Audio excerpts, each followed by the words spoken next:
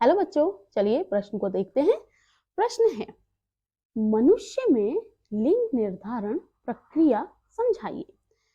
तो प्रश्न में हमें बताना है कि जो मनुष्य है उसमें लिंग जो है वह निर्धारित कैसे होता है। इस पूरी प्रक्रिया को हमें यहाँ पर समझाना है। तो सबसे पहले बात करते हैं मुख्य अवधारणा की।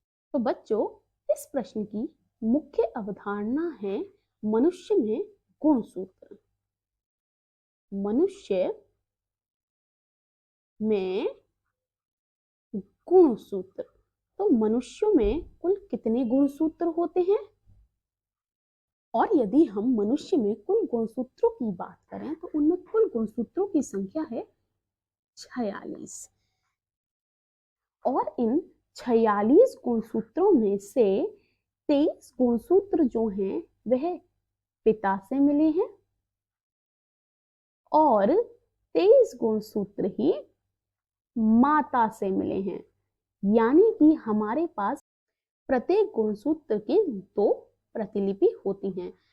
अगर देखा जाए तो हमारे पास 23 गुणसूत्रों की जोड़ियां हैं। 23 जोड़ी हैं गुणसूत्रों की। ये बात यहां पर हमने जानी। अब यदि बात करते हैं लिंग निर्धारण की, तो देखिए मनुष्य में कुल 23 गुणसूत्र की जोड़ियां, ये तो अभी हमने जाना। तो इन 23 जोड़ियों में से जो 22 गुणसूत्र हैं वह सामान्य गुणसूत्र हैं। कैसे हैं? सामान्य।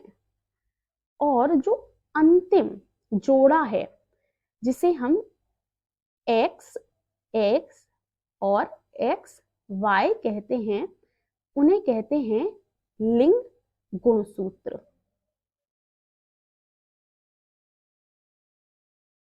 लिंग गुणसूत्र। मनुष्य में जो मादा होती हैं उनका जो जीनोटाइप होता है वह कुछ इस प्रकार होता है। 22 सामान्य गुणसूत्र और एक जो जोड़ी है वह होती है एक्स एक्स गुणसूत्र की या क्रोमोसोम की।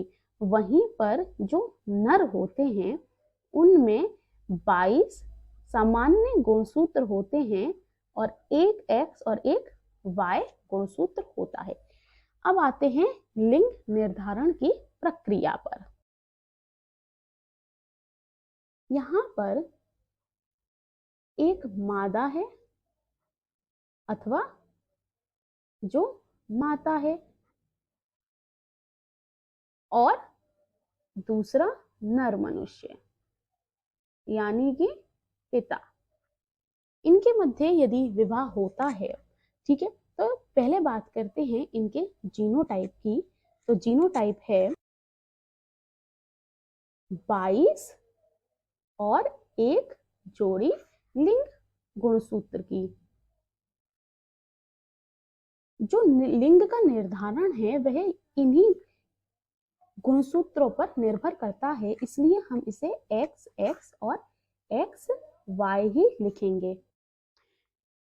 क्योंकि जो मादा हैं उनमें दोनों ही जो गुणसूत्र हैं वह एक जैसे हैं, तो यदि इनमें युग्मक बनेंगे,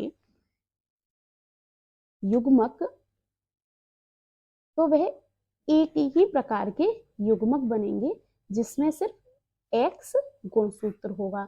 जबकि जो पुरुष है उसमें एक्स और वाई दो अलग अलग गुणसूत्र हैं, इसलिए उनमें 2 प्रकार के युग्मक बनेंगे, एक एक्स और दूसरा वाई।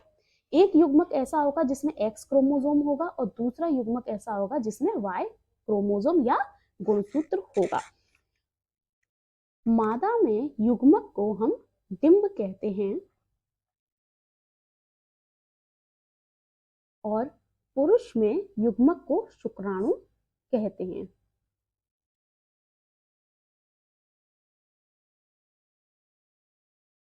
तो यहां पर हम इस प्रकार लिख रहे हैं।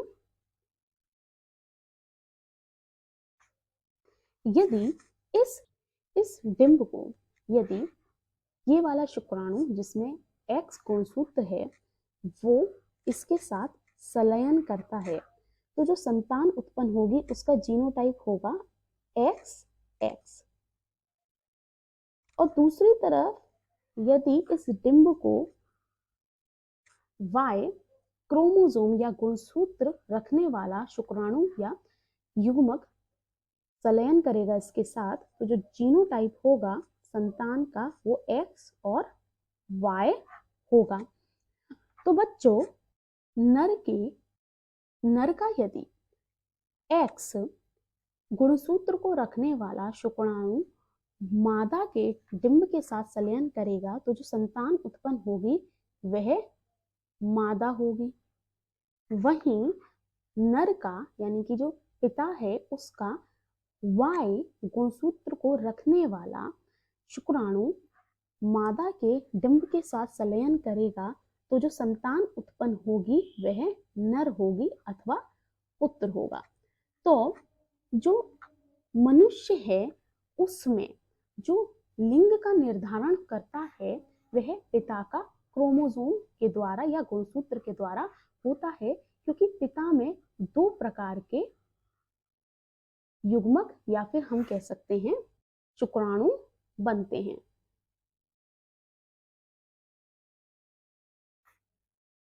तो बच्चों यह थी मनुष्य में लिंग निर्धारण की पूरी प्रक्रिया। मैं आशा करती हूँ इस प्रश्न का सही उत्तर आपकी समझ में आया हो। आपका बहुत बहुत धन्यवाद।